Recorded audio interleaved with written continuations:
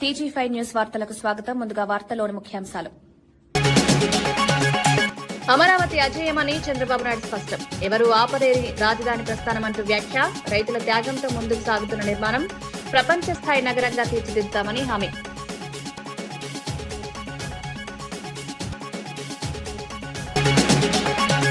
భూభారతి చట్టంతో రైతులకు భరోసా కల్పించామని మంత్రి పొంగులేటి. ధరణి రద్దుతో భూములపై హక్కులు భద్రంగా ఉన్నాయని వ్యాఖ్య. 90 రోజుల్లో భూభారతి అమలు చేసి న్యాయం చేసిన ప్రభుత్వం. పారదర్శక విధానంతో భూమి సమస్యలకు పరిష్కారం.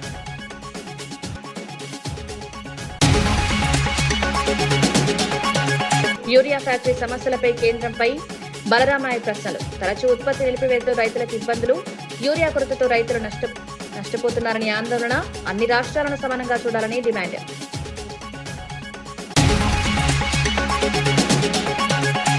అమరావతి బిల్లుకు బీజేపీ ఎంపీ సత్యనారాయణరాజు మద్దతు. రైతుల నమ్మకాన్ని నిలబెట్టాలని వ్యాఖ్య. విభజనలో ఏపీకి నష్టం జరిగిందని ప్రస్తావన. కేంద్ర సహకారంతో అమరావతి అభివృద్ధి వేగం.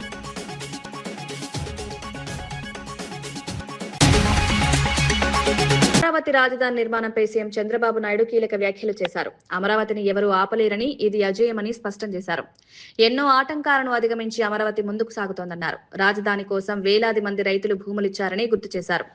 వారి త్యాగం ఎప్పటికీ నిలిచిపోతుందన్నారు. పవిత్రమైన మట్టి, నీటితో ప్రారంభమైన ఈ ప్రస్థానాన్ని అడ్డుకునే ప్రయత్నాలు విఫలమయ్యాయన్నారు. త్వరలోనే ప్రపంచ స్థాయి నగరంగా అమరావతిని అభివృద్ధి చేస్తామని హామీ ఇచ్చారు. మూడు ముక్కలాట చాలా సులభం అనుకున్నారు. ఆ మూడు ముక్కలాటతోనే ఏమయ్యారో మీరే చూశారు. అలాంటి జరిగే పరిస్థితి వచ్చింది. ఇలాంటి పవిత్రమైన సందర్భంగా నాకు చాలా భావోద్వేగం ఉంది. మీకు ఒక నమ్మకం, ఇది ఒక రాజధాని అవుతుంది, మీ జీవితాల్లో మంచి కలుగుతుంది. అదే కాకుండా మీరు ఇక్కడ రాజధానికి భూమి ఇచ్చిన వారు శాశ్వతంగా అవుతారనే మంచి పేరు కోసం ఒక నమ్మకంతో నాకు 29,000 మంది రైతులు 33,000 ఎకరాలు స్వచ్ఛందంగా 1% లిటిగేషన్ లేకుండా ఇచ్చారు. ఆ రోజు ఈరోజు నారాయణ గారు ఇక్కడే ఉన్నారు. చెప్తే మీ దగ్గరకు వచ్చి మాట్లాడి చేశారు. ఇది అమరావతి ఒక క్యాపిటల్ కాదు, ప్రజల ఆత్మ గౌరవానికి చిహ్నం. ఇక్కడే అమరలింగేశ్వరుడు కొలువు, ఇంకో పక్క ప్రసిద్ధ బౌద్ధ స్తూపం, కృష్ణమ్మ తల్లి, దుర్గమ్మ తల్లి. ఇంతమంది అండగా ఉంటే తాత్కాలిక ఇబ్బందులు వస్తాయి కానీ అమరావతికి ఎప్పటికీ అపజయం లేదు. ఇది చరిత్ర. ఆ రోజు కూడా నేను ఆలోచించాను, ఎక్కడ రాజధాని అయితే బాగుంటుందని ఆలోచించాం. నడి బొడ్డున ఒక పక్క దక్షిణ ఆంధ్రప్రదేశ్, ఉత్తర ఆంధ్రప్రదేశ్ రెండు మధ్యలో 12 పార్లమెంట్లు వస్తే రెండు మధ్యలో వచ్చిన పార్లమెంట్ 13వ పార్లమెంట్ ఇది. 33,000 ఎకరాల భూమి, 29 గ్రామాల రైతాంగం. ఆ రోజు ఈరోజు చూస్తున్నాను మీలో ఐకమత్యం. ఈరోజు మనం గెలిచామంటే ఆ ఐకమత్యమే కారణం. అలాంటి ఈ రైతాంగాన్ని, రైతు కూలీలను అభినందిస్తున్నా. 58 రోజుల్లో మొత్తం కలిసి 54,000 ఎకరాలు పూలు చేయగలిగాం. 2019 యామారాం, చీకటి రోజులు ప్రారంభమైనాయి. 3 రాజధానులు. ఇక్కడిని ప్రజావేదికతో విధ్వంసం ప్రారంభమైంది. మా ఆడబిడ్డలను చూశా. చరిత్రలో వీర వనితల గురించి చదువుకున్నాం కానీ ఒక రాణి రుద్రమదేవిని, ఇలాంటి వీర వనితల గురించి చదువుకున్నాం కానీ నిజమైన అమరావతి చరిత్రలో మీ ప్రతాపాన్ని చూపించారు, మీ పట్టుదల చూపించారు. నా జీవితంలో ఎప్పుడూ మర్చిపోలేను. ఎన్ని అవమానాలు పడ్డారు నేను చూశా మిమ్మల్ని. ఆ రోజు నేను మా మిస్సెస్ వస్తే, భువనేశ్వర్ గారు వస్తే, మీ యొక్క ఆవేదన చూసి మీరు చేసిన త్యాగం చూసి ఉన్న పళంగా నాకు కూడా చెప్పలేదు, 2 గాజులుంటే తీసి మీ ఉద్యమానికి సంఘీభావంగా ఇచ్చారు. వారొక్కరే కాదు, చాలామంది ముందుకొచ్చారు. ఎక్కడెక్కడో ఉండే ఎన్ఆర్ఐస్ ముందుకొచ్చారు. ఆ రోజు చాలా అమరావతిని రాజధానిగా కొనసాగించే బిల్లుకు బీజేపీ ఎంపీ సత్యనారాయణ రాజు రాజ్యసభలో మద్దతు తెలిపారు. 2014లో జరిగిన విభజన వల్ల ఆంధ్రప్రదేశ్ తీవ్ర నష్టం చవిచూసిందని పేర్కొన్నారు. అమరావతి కోసం రైతులు 1000 ఎకరాల భూములిచ్చారని గుర్తు చేశారు. గత ప్రభుత్వం రైతుల నమ్మకాన్ని నిలబెట్టలేకపోయిందని విమర్శించారు. ప్రస్తుతం రాష్ట్రం అభివృద్ధి దిశగా ముందుకు సాగుతోందన్నారు. చంద్రబాబు, పవన్ కళ్యాణ్ నాయకత్వంతో పాటు కేంద్ర సహకారంతో అమరావతి నిర్మాణం వేగం పెరుగుతుందని వివరించారు. ఆంధ్రప్రదేశ్ రాష్ట్రం యొక్క ఏర్పాటుకు సంబంధించినటువంటి విషయాన్ని పరిశీలించినప్పుడు భారతదేశంలో సుమారు 15 రాష్ట్రాలతో ఏర్పడిన భారతదేశం తర్వాత 29 రాష్ట్రాలుగా ఆవిర్భవించినటువంటి విషయం మనందరికీ కూడా తెలిసింది. ఈ రాష్ట్రం ఏర్పడిన ప్రతి సందర్భంలోనూ రాష్ట్రం ఏర్పడేటటువంటి పరిస్థితికి ఆయా కేంద్ర ప్రభుత్వాలు తీసుకున్నటువంటి నిర్ణయం కారణంగా ఆ రాష్ట్ర ప్రభుత్వాలు పడినటువంటి ఇబ్బందులు గడిచిన 70 సంవత్సరాల కాలంలో మనం చూస్తూ వచ్చాం. ఈ సందర్భంగా కాంగ్రెస్ పార్టీ యొక్క ఆలోచన విధానాన్ని నేను చాలా స్పష్టం చేయదలుచుకున్నాను. ఆదిలో 1956లో ఈ యొక్క దేశంలో దక్షిణాది రాష్ట్రాలుగా ఉన్నటువంటి కేరళ, కర్ణాటక, తమిళనాడు, ఆంధ్రప్రదేశ్ అన్ని కూడా సదరన్ ప్రావిన్స్గా ఉన్నటువంటి సందర్భంలో భాషా ప్రయుక్త రాష్ట్రాల కోసం పోరాటం చేసినటువంటి పొట్టి శ్రీరాములు గారు ఆ కాంగ్రెస్ పార్టీలో ఉన్నటువంటి తీసుకున్న విధానం వల్ల ఆయన ప్రాణాలు కోల్పోవడం, ఆయన ప్రాణత్యాగం ఆధారంగానే భాషా ప్రయుక్త రాష్ట్రాలు ఏర్పడేటటువంటి పరిస్థితి స్పష్టంగా చూసాం. అంతకు పూర్వం వండుకున్నటువంటి టంగుటూరి ప్రకాశం పంతులు గారు ఆయన చేసినటువంటి అనేక రకాల కాంగ్రెస్ పార్టీలో సభ్యుడై ఉండి కాంగ్రెస్ పార్టీని ధిక్కరించి ఆయన ప్రత్యేకంగా ప్రాంతీయ పార్టీ పెట్టి రాష్ట్రంలో అధికారంలోకి వచ్చి ఆయన చేసినటువంటి విధానం వల్ల ఆంధ్రప్రదేశ్ సంబంధించిన స్వరూపం ఏర్పడింది. ఆంధ్ర రాష్ట్రానికి సంబంధించినటువంటి అనేక ప్రాంతాలు మాకు సంబంధించిన ప్రాంతాలు కోల్పోవడం జరిగింది. ఉదాహరణగా బెరంపురం అనేది ఒరిస్సాకు కోల్పోయాం, బల్లార్ అనేది కర్ణాటక కోల్పోయాం, అదే రకంగా కరీంనగర్కి సంబంధించినటువంటి ప్రాంతం మేము మహారాష్ట్రకు కోల్పోయినటువంటి పరిస్థితి, అనేక పరిస్థితుల్లో కోల్పోయినటువంటి ఈ యొక్క ఆంధ్రప్రదేశ్ 1956లో ఆంధ్రప్రదేశ్ రాష్ట్రంగా ఏర్పడి ఆ ఏర్పడినటువంటి పరిస్థితిలో శ్రీబాగ్ ఒడంబడిక మేరకు కర్నూలు రాజధానిగా దాన్ని గుర్తించి పంపించినటువంటి విషయం కూడా చరిత్ర మనకు చెప్తూ వచ్చింది. 56 తర్వాత జరిగినటువంటి విషయంలో మరి తెలుగు మాట్లాడేటటువంటి అన్ని ప్రాంతాలు ఒకటిగా ఉండాలనేటువంటి భాషా ప్రయుక్త ఆలోచన విధంగా తెలంగాణలో ఉన్నటువంటి బూర్గుల రామకృష్ణారావు గారి యొక్క అభ్యర్థన మేరకు ఆనాడు హైదరాబాద్ లో ఉన్నటువంటి నిజాం పాలనని అంతమొందిస్తూ వారి యొక్క ఆస్తులను దఖలుపరిచే కోసం ప్రత్యేకమైనటువంటి నిర్ణయంతో హైదరాబాద్ ని ఆంధ్రప్రదేశ్ రాష్ట్రంగా దాన్ని కలిపి హైదరాబాద్ రాజధానిగా దాన్ని ఏర్పాటు చేసేటువంటి విషయం కూడా మనందరికి కూడా తెలిసేటువంటి విషయమే. అయితే సమస్య విషయం అంతా కూడా పరిశీలించిన తర్వాత చాలా స్పష్టంగా మనకు తేలినటువంటి విషయం ఏంటంటే రాష్ట్రాల యొక్క ఏర్పాటులో కేంద్రం సరైనటువంటి నిర్ణయం తీసుకునే కారణంగా ఆ రాష్ట్రాలు పడేటటువంటి అతి పెద్ద ఇబ్బందే ఇవాళ ఆంధ్రప్రదేశ్ ఏర్పడింది అనేటువంటి విషయాన్ని ఈ వేదిక ద్వారా చాలా స్పష్టం చేస్తా ఉన్నాను.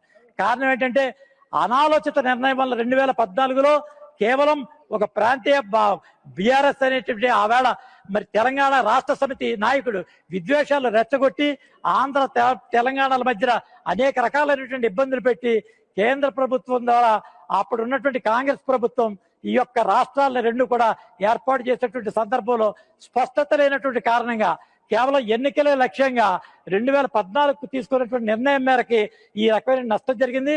దురదృష్టం ఏంటంటే ఆనాడు ఉన్నటువంటి రాజకీయ పార్టీలు కేవలం రాష్ట్రం విడివడాలని ఒకటి, విడకూడదనేటటువంటి 2 ఆలోచనలతో ఉన్నారు తప్ప విడితే మాకేమి కావాలి అనేటటువంటి ఆలోచన కానీ ఇది ఎట్టి పరిస్థితుల్లోనూ విడిపోదనేటటువంటి ఒక నమ్మకంతో ఉన్న కారణంగా ఆంధ్రప్రదేశ్ రాష్ట్రం యొక్క భవిష్యత్తు అగమ్య గోచరంగా తయారై ఇవాళ ఈ రకమైనటువంటి స్థితికి వచ్చిందని చెప్పి మీ ద్వారా తెలియజేస్తారు సార్. ఈ రోజు ప్రత్యేకంగా 2014లో రాష్ట్ర విభజన తర్వాత అప్పుడు ఉన్నటువంటి తెలుగుదేశం ప్రభుత్వంతో భారతీయ జనతా పార్టీకి ఉన్నటువంటి రాజకీయ అవగాహన మేరకు మేము ప్రత్యేకమైనటువంటి అమరావతి అనేటటువంటి రాష్ట్రాన్ని నారా చంద్రబాబు నాయుడు గారి నేతృత్వంలో దాన్ని ఏర్పాటు చేసినటువంటి పరిస్థితి మనందరికీ కూడా తెలిసింది. అయితే ఆర్టికల్ 3 ప్రకారం కేంద్రం తన యొక్క విచక్షణాధికారం కింద తమిళ వెట్రి కళగం అధినేత దళపతి విజయ్ రాజకీయాల్లో కీలక అడుగు వేశారు. తిరుచిరాపల్లి తూర్పు నియోజకవర్గం నుంచి అభ్యర్థిగా నామినేషన్ దాఖలు చేశారు. భారీ ర్యాలీతో వచ్చిన ఆయన రిటర్నింగ్ అధికారికి పత్రాలు సమర్పించారు. విజయ్ రాకతో తిరుచిరాపల్లిలో పండుగ వాతావరణం నెలకొంది. అభిమానులు, పార్టీ కార్యకర్తలు పెద్ద సంఖ్యలో పాల్గొన్నారు. రాజకీయాల్లోకి వచ్చిన తర్వాత విజయ్ వేస్తున్న తొలి అడుగు కావడంతో తమిళనాట ఆసక్తి నెలకొంది.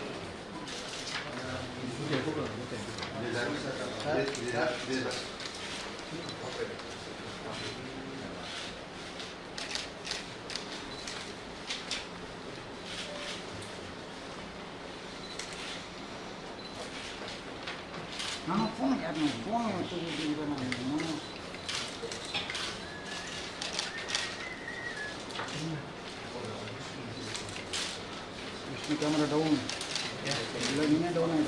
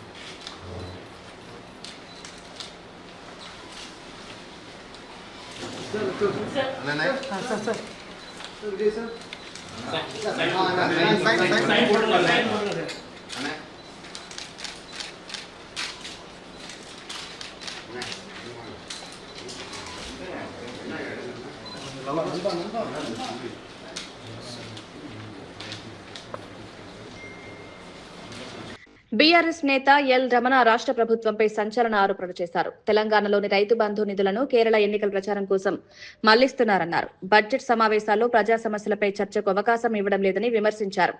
రాష్ట్రంలో చేనేత రంగం సంక్షోభంలో ఉందన్నారు. టెస్కో ఆర్డర్లు రద్దు చేయడంతో కార్మికులు తీవ్ర ఇబ్బందులు పడుతున్నారని, ప్రభుత్వం వెంటనే స్పందించి బకాయిలు విడుదల చేయాలని డిమాండ్ చేశారు.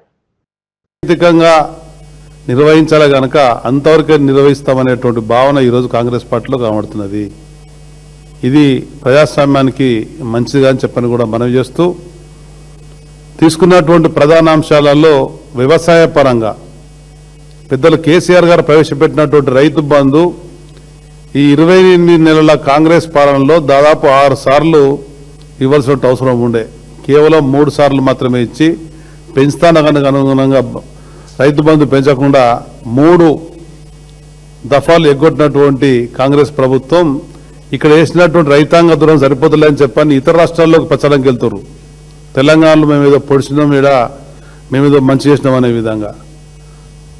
అంటే ఈ విధంగా కాంగ్రెస్ ప్రభుత్వ పరిపాలన చేస్తూ ఇక్కడ నిధులను వివిధ రాష్ట్రాల్లో జరుగుతున్నటువంటి ఎన్నికలలో పెద్ద ఎత్తున ప్రచారానికి పబ్లిసిటీ ఖర్చులు కోట్లాది రూపాయలు ఖర్చు పెడుతున్న విషయం, ఇది తెలంగాణ రాష్ట్ర ప్రజల యొక్క పన్నులనే విషయం కూడా అర్థం చేసుకోవాలా.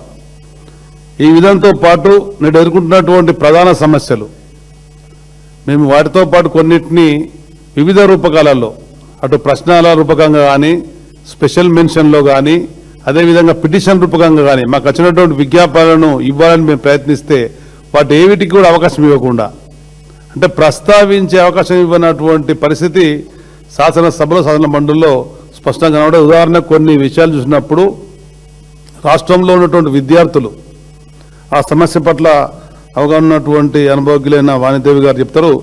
భద్రాచలం ప్రాంతంలో గోదావరి వరద ముప్పుపై ఎంపీ పోరిక బలరాం నాయక్ ఆందోళన వ్యక్తం చేశారు. గోదావరి నీటి మట్టం 46 మీటర్లకు చేరితే 2 లక్షల మందికి పైగా ప్రజలు ప్రమాదంలో పడే పరిస్థితి ఉందన్నారు. పోలవరం ప్రాజెక్టు నిర్మాణానికి ముందుగా భద్రాచలం వద్ద కరకట్ట నిర్మించాలని కేంద్రాన్ని కోరారు. ప్రజల ప్రాణరక్షణకు ప్రాధాన్యత ఇవ్వాల్సిన అవసరం ఉందన్నారు. వరదల సమయంలో తరచూ ఎదురయ్యే సమస్యలను శాశ్వతంగా పరిష్కరించాలన్నారు. वहाँ पे गोदावरी है साहब 46 अगर मीटर अगर पानी आए तो 2 लाख आदमी मर जाते साहब, 2 लाख। उसको करकट्टा बोल के बनाने के बाद ही वहाँ पोलावरम बनाना चाहिए साहब, नहीं तो हमारा भद्राचलम का टेम्पल पूरा भी डूब जाता साहब। भद्राचलम ऐसा टेम्पल है साहब, राम ने खुद लक्ष्मण से खुद आके जो टेम्पल बनाया तो उनको आके पैसे देके तानिशा को पैसे दिया सो टेम्पल है साहब भद्राचलम। उस वास्ते 2 लाख पब्लिक के वास्ते देखिए साहब, मेहरबानी करके 2 लाख पब्लिक मर जाएंगे साहब अगर वो करकटा। अभी दुखकाला है साहब समर। हाँ बोलिए अमन जी, हाँ बोलिए। आफ्टर समर के बाद में साहब बरसात आए तो 2-3 लाख आदमी अनएक्सपेक्टेड मर जाएंगे साहब। जरा मेहरबानी करके क्या साहब मांग बोलो आप, तो मांग क्या है आपकी? करकट्टा साहब, करकट्टा बोले तो उसको बैक में करकट्टा बोल के तालाब है साहब। अच्छा। उसको बैक में करकट्टा बनाना चाहिए साहब। अगर नहीं बनाया तो ऐसा अगर रात का रात पानी आया, वो गोदावरी का पानी आया तो पूरे 2 लाख आदमी मर जाते साहब। तो तेलंगाना सरकार से करकट्टा 5 करोड़ रुपीज से ऑलरेडी हम एस्टिमेशन भेजे साहब, वो ऐसी पेंडिंग में है साहब, उसको बनाना चाहिए। ధరణి వ్యవస్థను రద్దు చేసి ప్రజలకు న్యాయం చేసే దిశగా భూభారతి చట్టాన్ని తీసుకొచ్చినట్లు మంత్రి పొంగులేటి శ్రీనివాసరెడ్డి తెలిపారు. ఎన్నికల హామీ మేరకు ఈ చట్టాన్ని అమలు చేసి రైతులకు భూములపై భద్రత కల్పించామన్నారు. చట్టానికి సంబంధించిన విధి విధానాలను 90 రోజుల్లో రూపొందించి అమలు చేశామని వివరించారు. గతంలో ధరణి వల్ల ఎదురైన సమస్యలను పరిష్కరించేందుకు ఈ కొత్త వ్యవస్థ ఉపయోగపడుతుందన్నారు. భూములున్న వారికి హక్కుల భరోసా కల్పించడంతో పాటు పారదర్శక విధానం అమలు చేస్తున్నామని తెలిపారు. భరోసా భద్రత కల్పించే విధంగా ఆ చట్టాన్ని ఏర్పాటు చేసుకున్నాం. ఆ చట్టంలో ఒక అంశాన్ని పెట్టాం, ప్రతి మనిషికి ఆధార్ ఎలా ఉంటుందో ప్రతి సర్వే నెంబర్ కి భూధారిస్తామని చెప్పాం. అన్న మాట ప్రకారం రెవెన్యూ శాఖలో అనేక ప్రక్షాళన చేశాం. సుమారు 10,572 రెవెన్యూ గ్రామాలకి విఐఎల్ని ఏర్పాటు చేసుకున్నాం. దాంతో పాటుగా సర్వే వ్యవస్థను కూడా మరింత బలోపేతం చేయాలి అని లైసెన్స్డ్ సర్వేల్ని సుమారు 5,300 మందిని 2 విడతల్లో సుమారు 6 నెలలు వాళ్ళకి ట్రైనింగ్ ఇచ్చి వాళ్ళను కూడా ప్రతి మండలంలో 4 నుంచి 6, 7 ఉండే విధంగా లైసెన్స్డ్ సర్వేలు కూడా ఏర్పాటు చేసుకున్నాం. పురాతన కాలం నాటి చైన్లు, కానిస్టేబుల్ ఇంకా టేబుల్లో పద్ధతిలో కాకుండా సర్వేని కొత్త టెక్నాలజీతో రోవర్లనే కొత్త యంత్రాలతో ఈజీగా ఇంచి కూడా తేడా రాకుండా ఉండే విధంగా ఆ రోవర్లని ఇప్పటికే 411 కొన్నాం. 2వ విడతలో ఇంకా 400 కొనబోతున్నాం. రమారమి ప్రతి మండలానికి ప్రతి జిల్లాలో కూడా స్పేర్ గా ఈ రోవర్లనే యంత్రాలని అందుబాటులోకి తీసుకొచ్చాం. అంతేకాదు ఈ రోజు నుంచి రాష్ట్ర వ్యాప్తంగా 5 జిల్లాలలో 5 మండలాలని పైలట్ మండలాలుగా తీసుకున్నాం.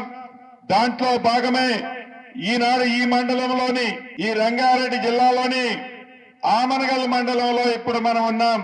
ఏవైతే భూములు రిజిస్ట్రేషన్లు జరిగేటప్పుడు భూదారు నెంబర్ ఏదైతే ఇస్తామని చెప్పామో ఈ భూదారుని ఇచ్చేటప్పుడు రిజిస్ట్రేషన్ జరిగేటప్పుడు సరిహద్దులతో కొలతలతో కూడిన మ్యాప్ను కూడా ఆ రిజిస్ట్రేషన్ డాక్యుమెంట్ లో తీసుకొచ్చే కార్యక్రమాన్ని ఈ పద్ధతిలో చేర్చాం.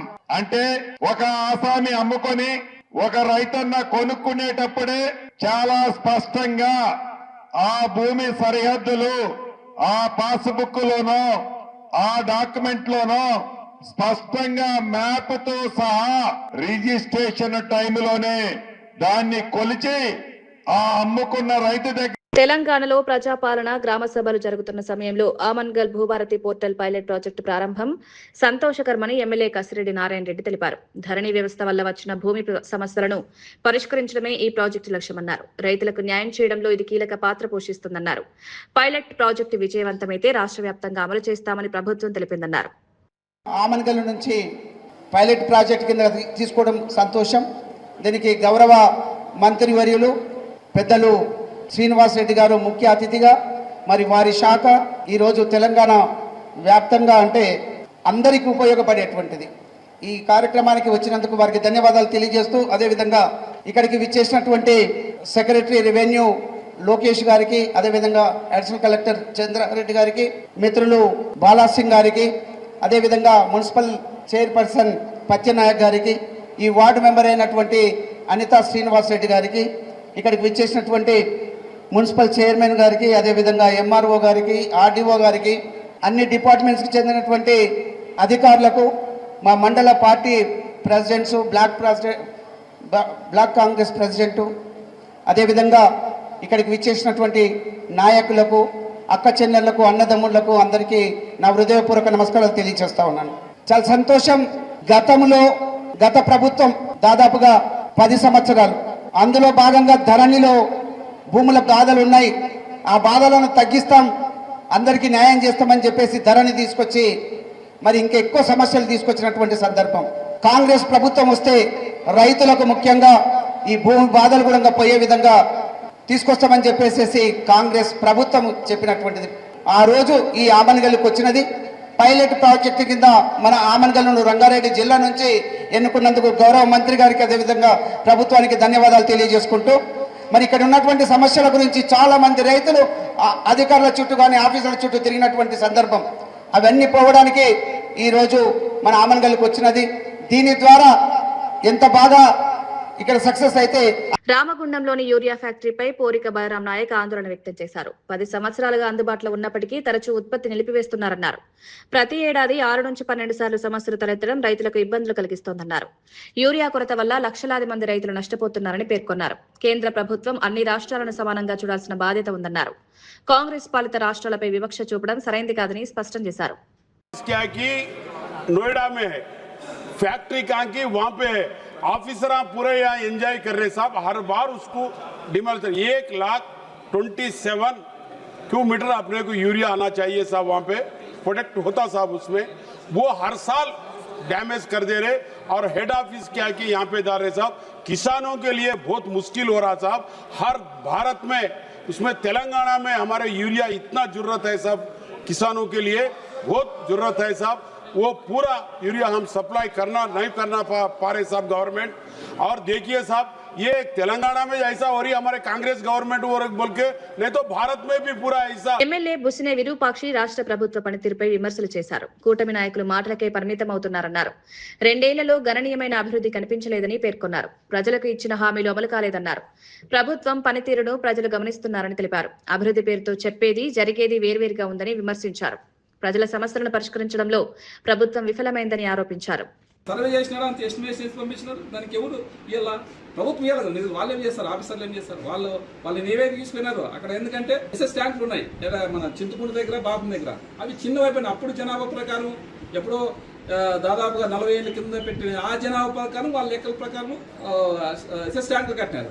ఇప్పుడు జనాభా పెరిగిపోయింది కదా, పెరిగిపోయింది కాబట్టి ఆ జనాభా ప్రకారం ఆ జనాభా ఎస్ఐ ఎక్కడంటే అక్కడ ఎక్స్చేంజ్ చేయాలి.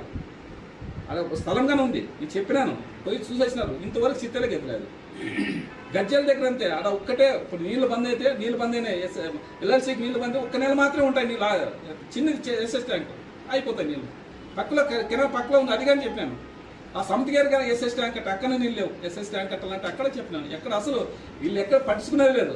మన నగడోని రిజర్వేర్ అయితే దానికి బిల్లు ఇస్తే నగడో రిజర్వేర్ అయిపోతారు. దానికి దాదాపు 20 కోట్ల బిల్లులు పెండింగ్ ఉన్నాయి. దానికి ఇంతవరకు చిత్తరాయి ఎదురలేదు. ఎక్కడ ఇచ్చింది, ఎక్కడ డెవలప్మెంట్ చేసినారు, డెవలప్మెంట్ చేసినారు. వాళ్ళు అనుకుంటే వాళ్ళు అంతే. ఇప్పుడు వాళ్ళు చంద్రబాబు నాయుడు డబ్బా కొట్టుకుంటారు, వాళ్ళు అంతే కొట్టుకుంటారు. మనం చేసే కదా, వాళ్ళు చంద్రబాబు నాయుడు డబ్బా, మనం ఏం చేస్తాం వాళ్ళని. ఇప్పుడు ఆదాని గ్రూప్ ఎప్పుడు 2023లోనే. వైఎస్ఆర్ జిల్లా అధ్యక్షుడు రవీంద్రనాథ్ రెడ్డి కూటమి ప్రభుత్వంపై ఆరోపణలు చేశారు. జగన్ హయాంలో ప్రారంభమైన ప్రాజెక్టులను ఇప్పుడు తమవిగా చూపించుకుంటున్నారన్నారు. సేతుబంధు పథకం కింద వచ్చిన కమలాపురం ప్రాజెక్టుకు ఇప్పుడు టెండర్ పిలిచి భూమి పూజ చేసి క్రెడిట్ తీసుకుంటున్నారని విమర్శించారు. గతంలో తీసుకున్న నిర్ణయాలను కొనసాగిస్తూ ప్రజలకు తప్పుదారి చూపుతున్నారన్నారు. నిజమైన క్రెడిట్ ఎవరిదో ప్రజలకు తెలుసని పేర్కొన్నారు. ఎందుకంటే నియోజకవర్గం అంతా కొన్ని వేల కోట్ల రూపాయలతోటి అభివృద్ధి చేయడం జరిగింది. కమలాపురం టౌన్కే, ఎందుకంటే ఆయన టౌన్కే వచ్చారు కాబట్టి టౌన్ను అభివృద్ధి మాత్రమే చూస్తే నేషనల్ హైవే నుంచి మొదలు పెడితే నేషనల్ హైవే ఫ్లైఓవర్ బ్రిడ్జి 100 కోట్ల రూపాయలతోటి 99% పూర్తి అయిపోయింది. ఫారెస్ట్ క్లియరెన్స్ అంత కలిపిన ఎకరా కూడా ఉండదేమో. దానివల్ల అది కొంచెం డిలే అయిపోయింది. తర్వాత ఎలక్షన్ రావడం జరిగింది. తర్వాత అది గొప్పగా మేమే చేసినామని చెప్పేసి గతంలో ఓపెన్ చేయడం కూడా జరిగింది. సో అది నేషనల్ హైవే నుంచి అంటే అడ్డా రోడ్డు నుంచి మొదలు పెడితే ఆ పక్కనే మార్కెట్ యార్డ్ ఉంటుంది. మార్కెట్ యార్డ్లో ఎన్ని కోట్లతో అభివృద్ధి చేసినామనేది మనం చూడాల్సిన అవసరం ఉంది. మార్కెట్ యార్డే కాదు, మార్కెట్ యార్డ్లో ఒక అర్బన్ హెల్త్ సెంటర్ కూడా ఉంటుంది. అదే కాదు, అక్కడి నుంచి రోడ్డు మొదలవుతుంది. అక్కడి నుంచి చివరి వరకు కూడా రోడ్డు వేయడమే కాకోకుండా వెడల్పు కూడా చేయడం జరిగింది. అది చిన్న ఊరులో శానిటేషన్ వర్కర్లు తక్కువ మంది ఉంటారు. అది బ్లాక్ అయిపోతే మళ్ళీ దాన్ని రెక్టిఫై చేసేదానికి అవకాశం ఉండదు అన్న ఉద్దేశంతో ఓపెన్ డ్రైన్స్ అదే పనిగా పెట్టి ఓపెన్ డ్రైన్స్ అన్ని కూడా కంప్లీట్ చేసిన పరిస్థితి మనం చూసినాం. ఒక డ్రైనేజెసే కాదు, పూర్వం నుంచి వర్షాలు వచ్చినా ఇంకోటి వచ్చినా కాలువలు వార్తలు ముగించే ముందు ముఖ్యాంశాలు మరోసారి. అమరావతి అజేయమని చంద్రబాబు నాయుడు స్పష్టం. ఎవరు ఆపలేని రాజధాని ప్రస్థానం అంటూ వ్యాఖ్య. రైతుల త్యాగంతో ముందుకు సాగుతున్న నిర్మాణం ప్రపంచ స్థాయి నగరంగా తీర్చిదిద్దామని హామీ.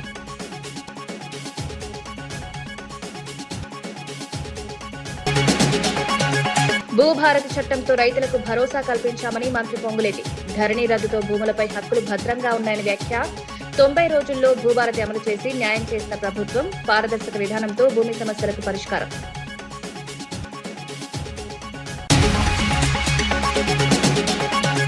యూరియా ఫ్యాక్టరీ సమస్యలపై కేంద్రంపై బలరామయ్య ప్రశ్నలు. తరచూ ఉత్పత్తి నిలిపివేతతో రైతులకు ఇబ్బందులు. యూరియా కొరతతో రైతులు నష్టపోతున్నారని ఆందోళన. అన్ని రాష్ట్రాలను సమానంగా చూడాలని డిమాండ్.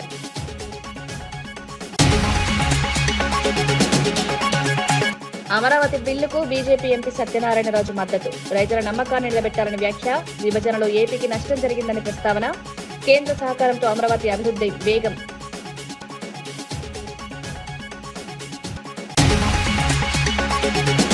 ఇవి ఈనాటి వార్తా విశేషాలు. మరో బులెటిన్లో మళ్ళీ కలుద్దాం. నమస్కారం.